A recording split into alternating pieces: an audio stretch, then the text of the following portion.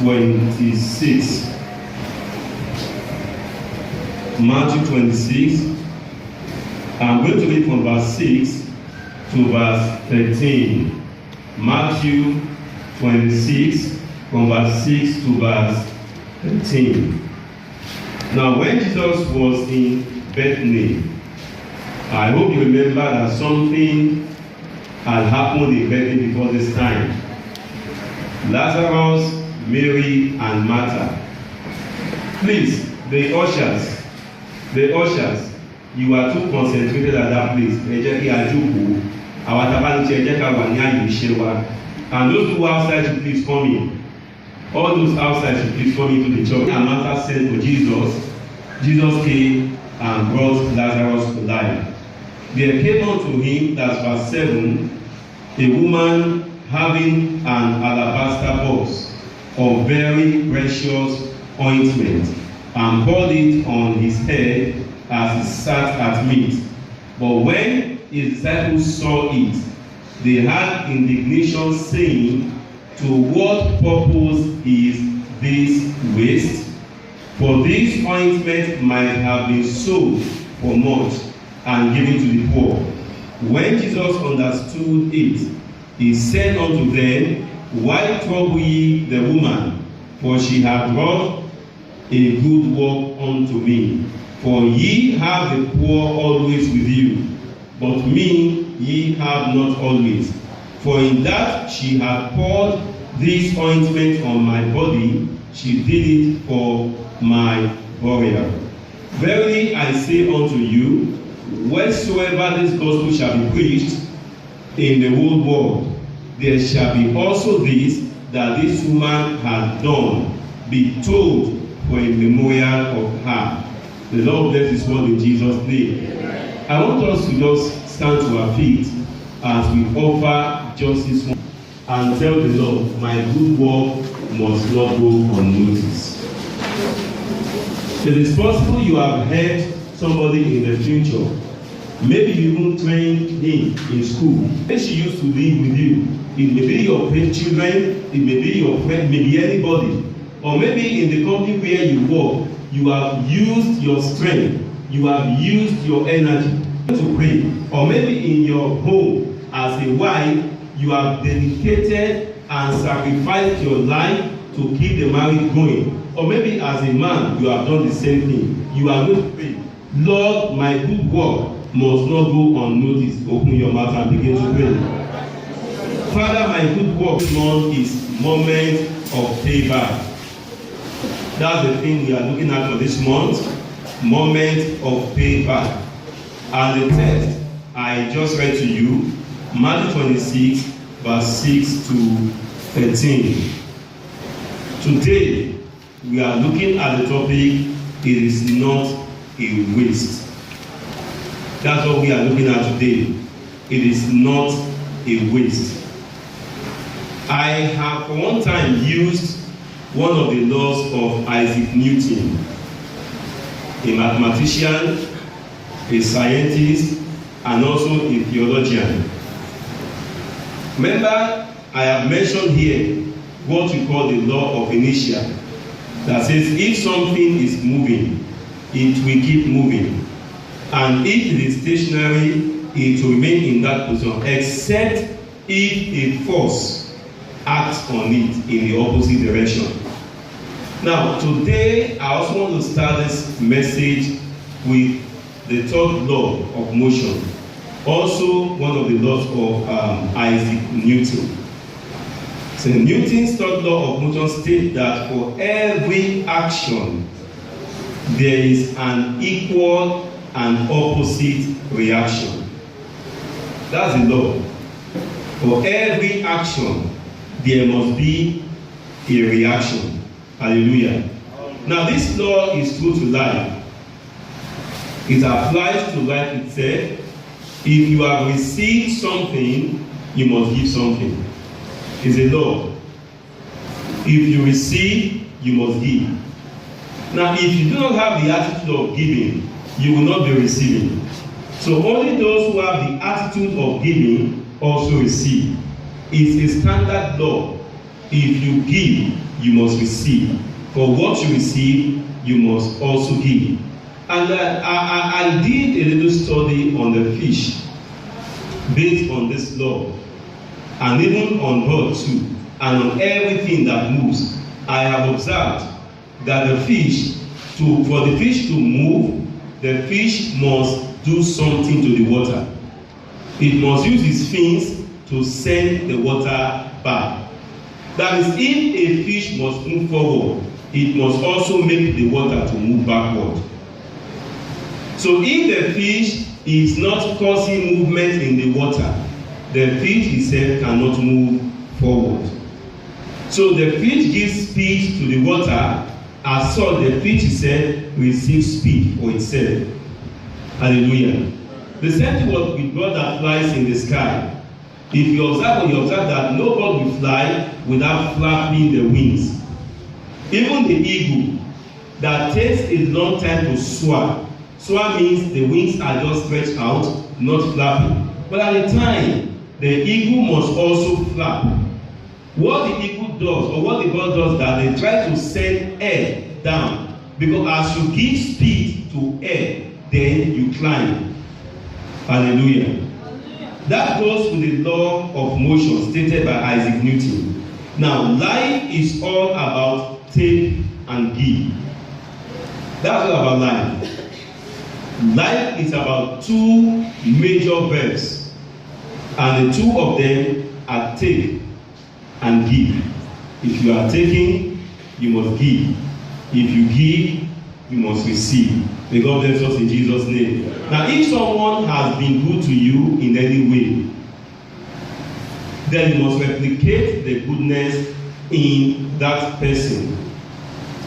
If anybody has been good to you in one way or the other, there's a need for you as a person to replicate that goodness. The relationship you find yourself, it could be marriage relationship, it could be friendship relationship, it could be business relationship, it could be family relationship, is a gift. Hallelujah. There's no relationship you find yourself that is not a gift. And I must tell you, there's no gift that does not have a challenge. Amen. If somebody should give you a car today, he has given you a gift, is that not so? And a blessing, is that not so? He has also given you a problem. Because the next thing is, where will I be parking this car?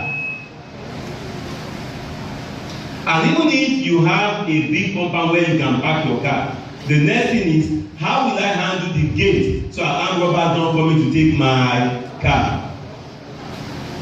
And if you have settled that, the next thing is, which mechanic will I get to be helping me to service my car? And that's a big headache. Then if you have a mechanic, what of the fuel? So there's no gift that does not come with a challenge. That marriage where you find yourself is a gift. It has its own challenges. The friendship where you find yourself is a gift. It has its own challenges. That company where you are working, that business, is a gift from God. It has its own challenges. There is no gift that does not come with a challenge. Hallelujah. So your marriage, your friendship, your business, whatever, your family, they are gifts you have received from God. Every relationship, if right, that's if given by God, should add value to your life. Then you have to give back value to that relationship.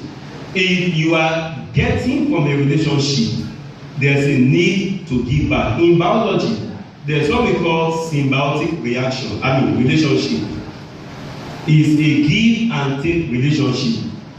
As you get from me, you also give back to me. Both of us should enjoy that relationship. And that's what we are talking about. So any right relationship must add value to your life. And if value is added to you, then you yourself must try to give value back to the relationship or back to the people in that relationship. Then somebody will ask me, I am in a friendship and nothing good has ever come out of it.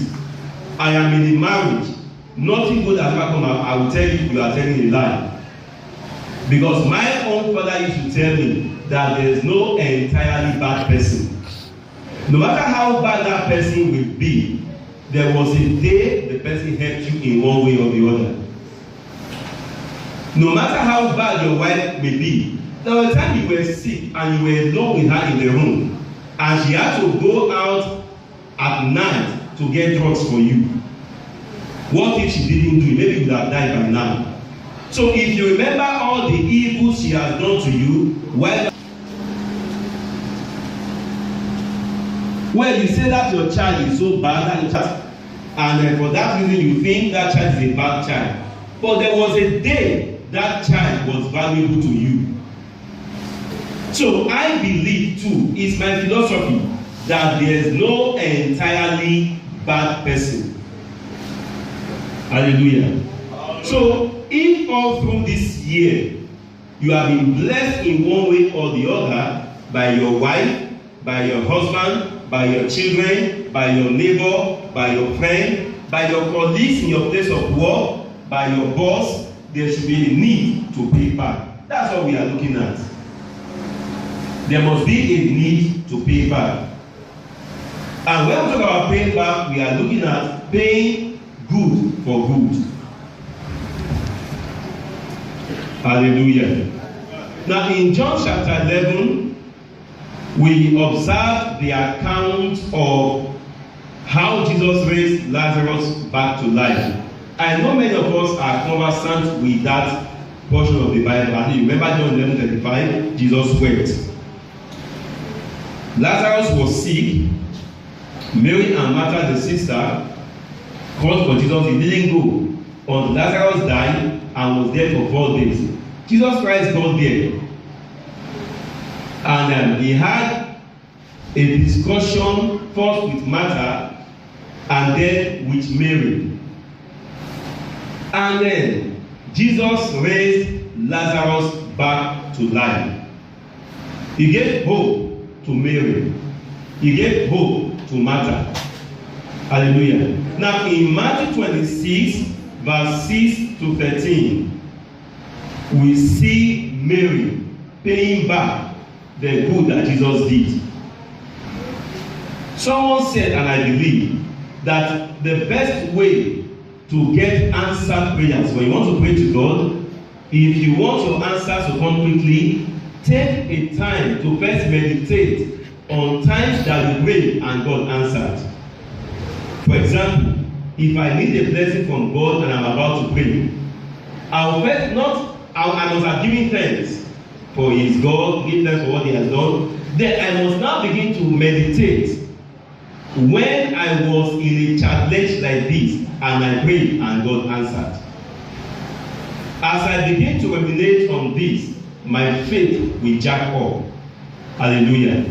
And I will appreciate Him as God that answers prayer. But the problem is that many a times we fail to remember the good when there is a challenge. As we do to God, we also do to ourselves. If we are in a challenge, we fail to remember that there was a time this God was good.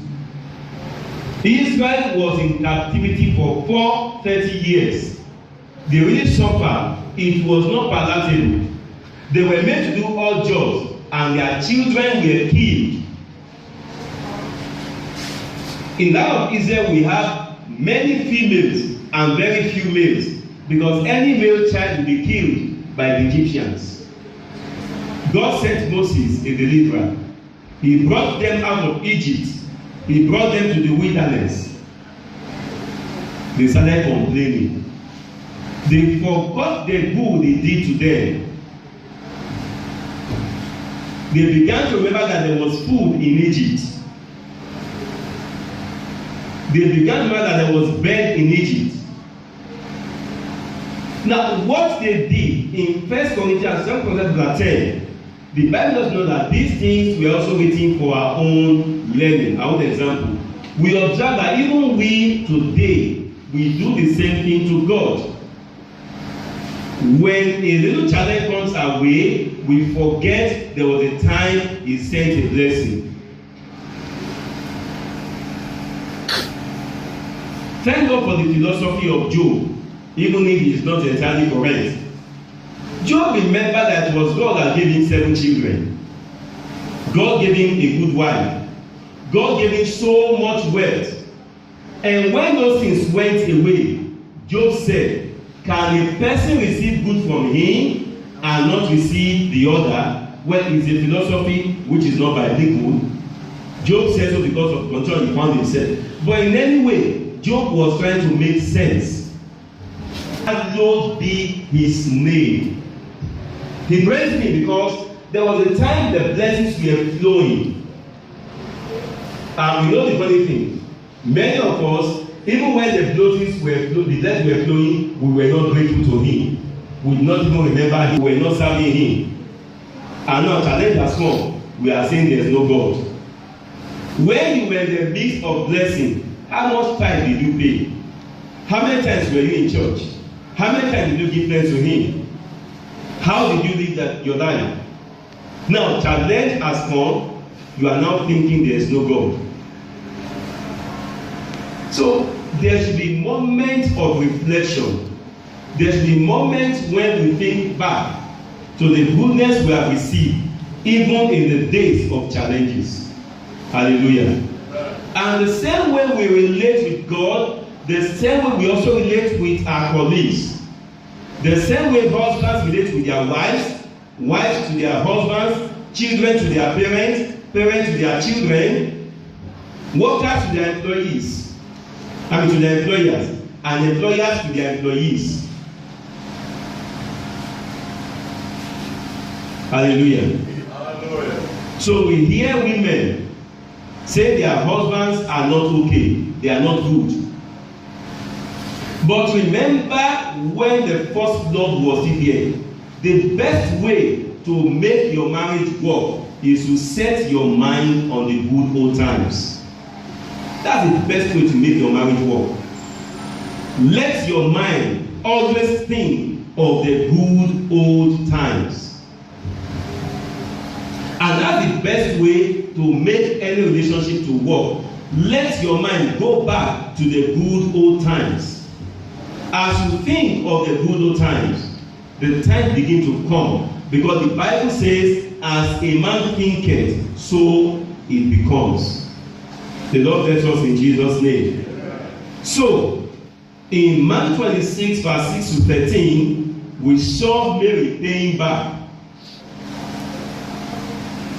And as she was paying back for the goodness, she was only strengthening the relationship. So when you pay back for a good, you strengthen the relationship. Many of us are contractors. And you got contracts from some companies, but there was a man who signed the contract. Is that also? There was a manager at the table who you were going to meet, who signed it and said the contract is yours. How did you pay back? With thank you, sir, God bless you, and that was all. And you expect to get another one, you will not get another one. That's the truth. You won't get another one if you have done it that way. I'm not saying you should bribe, but I'm saying there should be a way of saying thank you, sir. That's payback. The woman comes to your shop, even when you don't have, she will say, don't worry, I will come back the next day. She does not go to any other shop but your own shop to buy goods. How did you pay back? How will you pay back? The year is coming to an end. A greeting card is not too much to give to such a person. A bonus is not too great to give to such people. If you sell goods worth 50,000 and then this person has been coming to you to buy, it's not too big if you say for this month I'm giving you for 49,000, man, the 1,000 is Christmas gift to you. It's not too big. That was what we saw Mary doing here. When you pay back good for good, I'm telling you, you only strengthen relationship. Teachers have taught your children, it's not too big at the end of the year if a small package is sent to the teacher. We are not saying send a car to the teacher, just a bar soap is not too big to give to somebody. What if that's your neighbor that you always keep your children with when you are going out? This may be the season to pay back and say, mommy, take this fowl, or take this, or take that. You don't need to say, take this for helping me to take care of my child. You don't need to say that. Hallelujah. You don't need to say that. Just say, mommy, ẹ bá mi manage adìẹ fún ọdún. May God help us in Jesus' name. And that's what we are trying to look at this month. Moment of payback. So Mary paid back. At the time Jesus came to Bethany, in the book of John said to her house, but the book of Matthew said to the house of Simon. Both stories are okay. They are true.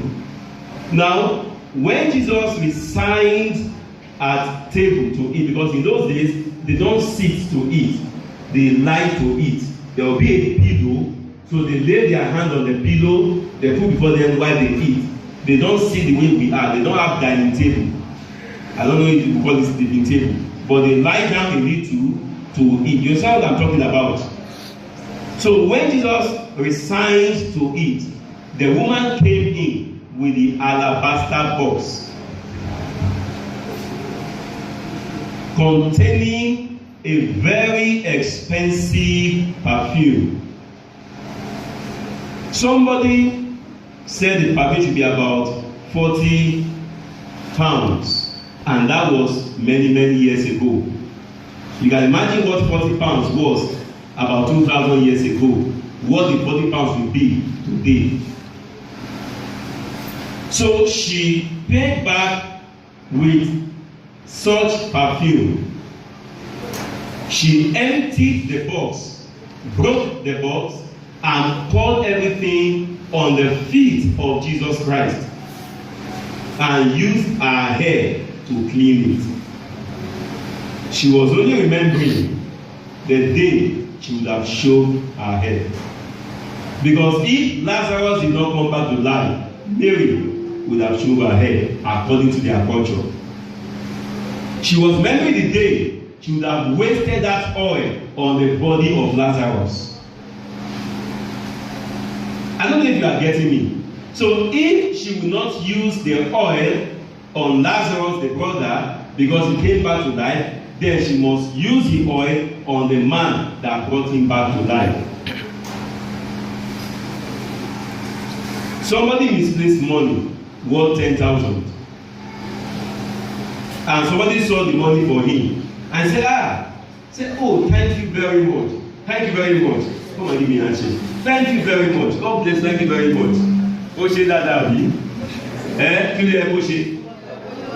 I'm telling you, from that 10,000, no matter what it is, you are supposed to remove, even if it is 200, and say, please, take, buy. And if the person you cannot give money to, when you get to, send a recharge card to the person's phone. Because if he didn't see the money, you would have lost how much? So if you are now losing 200, is it a waste? That's why the topic says it is not a waste.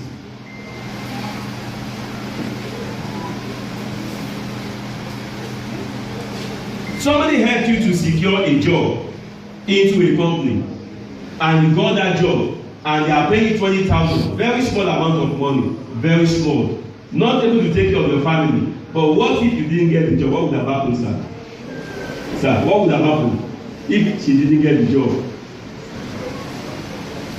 No job, and somebody helped you get connection to get a job worth 20,000 per month.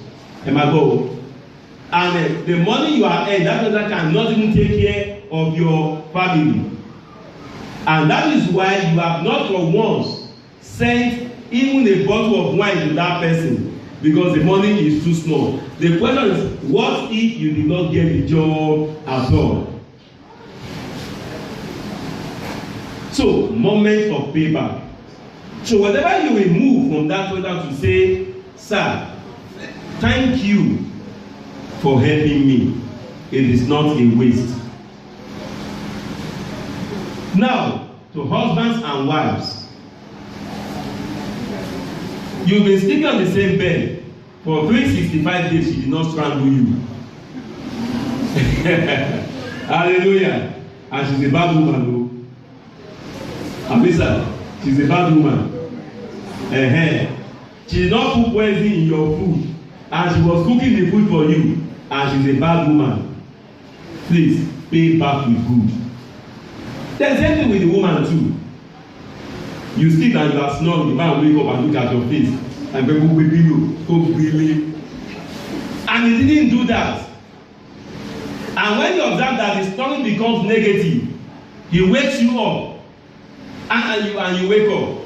At the time, particularly we the men, you know we do that a lot.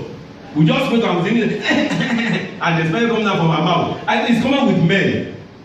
And the woman rush to the kitchen to get water, and you drink, and the next thing is, ṣé ìgbà ilẹ̀ kó ṣé ìyẹn kó mi wà bí lẹ́gbẹ̀ẹ́ mi ni? Sorry, tó bá yẹ kó kó mi yẹn kọ́, where would you be? So by the time you think of what people have done for you all through this year, you will know there is a moment to pay back, and whatever you give is not a waste. May God bless us in Jesus' name. That's the close of the theme for this month. We're in the Christmas season. Let us learn to pay back good for good. May God bless us in Jesus' name. Amen. Now, remember I started with the law of motion that says to every action there's what? An equal and opposite reaction. With the things I am teaching you here, I think if some of you write physics WAEC, you will pass. Hallelujah. You see, I'm only motivating you to make sure that there's nothing too big about going back to school. If I can be quoting this, a thing I learned so many years ago, then I think if you go back to school, it will do you well. So I'm imploring all our adults here, please go back to school. If you have HN, don't stop there. If you have OND, don't stop there. If you have BSc, why are you stopping? You can still further your education. The Lord bless you in Jesus' name. The action. Well, in John 11, we observe that there was a relationship. And Jesus, there was a relationship. That's the first thing. Before you can talk of paying back, there must have been an existing relationship. Because your focus is that relationship. Then there was a need. Mary had a need. In every relationship, at a point in time, somebody must be in need. I don't know if you are getting me. In every relationship, at a point in time, somebody must be what? In need. So at this time, Mary was in need. Her brother just died. She needed him back. Doctors can't do the magic. Money can't do the magic. But only one person can do it. And that's the Lord Jesus. He came and he met the need. What were your needs that somebody met? Maybe some years ago. It will not be too big if you pick up your phone and say thank you for that day. It won't be a big thing if you pick up your phone and give a call to that and say thank you for that day. There was a time you were in need and somebody rose to meet the need. Somebody you never thought would help you came to your aid. Maybe your wife, maybe your husband, maybe your friend, maybe a person you don't even know. And that then will lead to the reaction. In Matthew 26, verse 6 to 13, we saw the reaction based on that action performed by Jesus. There was a reaction from Mary. She brought an alabaster box full of ointment and poured it on the feet of Jesus Christ. Now, that action she did sustained the relationship. Because Jesus then said, anywhere my gospel is mentioned, this woman's deed must be what? Mentioned. That means there became a link between the gospel of Jesus Christ and the deed of Mary of Bethany. And today we are talking about it. There was a need. Jesus was about to die, and he knew he would not get a befitting burial. He knew they would just bring him down from the tree, roll him with some clothes, and throw him to an empty tomb, hoping to come back to bury him and to give him burial, and he must have resurrected. He knew he would not get a befitting burial, but he needed it. He may not know how to ask for it from his disciples, but this woman was sensitive enough to know that she has to meet that need. And no wonder Jesus Christ said, this woman has anointed me before my burial. So she met the need. It is not a waste. One of the disciples of Jesus Christ, and you can guess who that would be, Judas, Abi, the lover of money, the treasurer. He knows money so well. He's an economist. He knows what to mean by wastage. So when the wife wants to give the partner, go waste away in him. He will say, if you want to work for government, the wife says, you want to waste money. He knows what waste is, and does not like wasting money. When it comes to helping people, to him it is a waste. But I said, let us send 5,000 to Mama. He said 5,000, okay. Send 1,000. That's to his own mother. Because to him it is a waste. Such was Judas. The Bible said, Judas said, is this not a waste? Why not sell this oil and use money to take care of the poor? But John said it's a lie. He didn't love the poor. He was saying it for his own stomach. So it is not a waste. Whatever good you do to anybody now is not a waste. If you remember that manager who gave you the contract, if you remember your boss at work, remember your husband, your wife, your children, those who have helped you in a way or the other, those who helped you to get the scholarship, those who took care of you in school, whatever they have done for you, if you pay back, you are not wasting the resources. The payback is not a waste. Instead, it is a memorial. It will make the memory to remain in the mind of that person forever. It's a way, one, to sustain the relationship, two, for more benefits, and three, to strengthen the relationship, and four, to become relevant. Whatever you do to pay back will sustain all this. In conclusion, every moment of our lives, as quality season that we find ourselves, is a time to pay for the benefits we have received from others. So you have to look keenly, deeply at that relationship you are keeping. Look keenly at that person you have ever related with, or that person you have ever met, and you will see a benefit you have received from him or from her. And then the next thing is to pay back. You must not close your eyes to the goodness of God too, or to the goodness done to you by man. Just like Mary of Bethany, there is need to pay back. And listen, when you pay back for a benefit received, you are strengthening an existing relationship. And any relationship you do not give back to will go into extinction. I want us to pray.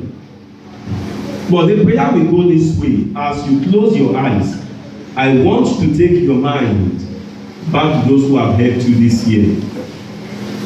Just take your mind and begin to think, meditate on help you have received from people this year. It will be your husband, it will be your wife, your children, your neighbor. Help you got from a person. Just begin to think of that help. Or possibly your employee. Has anyone ever helped you this year? Is there anyone you have to pay back to? Why not begin to meditate on that? Or concern that relationship? It may just be, I am sorry. It may just be a thank you. It may be a gift to that person. It will be a text message. It will be a visit to that person. Why not begin to think of what you want to do? Begin to think of what you want to do to that person, for that help, for that life-saving situation. In Jesus Christ's name, I pray for you, whatever you have thought in your heart, receive the power to do in Jesus' name. Amen. The grace to bring what you have thought into reality, you have received it in Jesus' name. Father, we thank you because you've answered, and we appreciate your holy name. In Jesus Christ's name, we have just prayed. Hallelujah. Let's clap our hands for Jesus.